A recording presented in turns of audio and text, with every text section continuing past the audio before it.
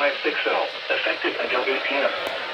This watch includes the following counties in Maryland: Calvert, Dorchester, Somerset, St. Mary's, Wycombe, and Northumberland, and the following marine locations take your sound in inland waters of Virginia, Chesapeake Bay from Wingate, Virginia, Chesapeake Bay from Wingate Point to Newport, Virginia, coastal waters from Pyronal Island downward to 20 nautical miles, and coastal waters from Pyronal Island to Cape Charles, Virginia, about 20 nautical miles. Remember, the severe thunderstorm watch means the conditions are favorable for the development of severe weather, including large hail and damaging winds in and close to the watch area.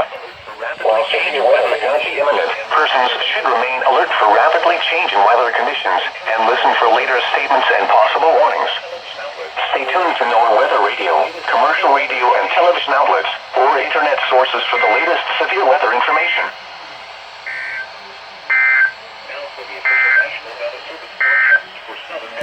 The National Weather Service has issued severe thunderstorm watch number 560, effective until 8 p.m.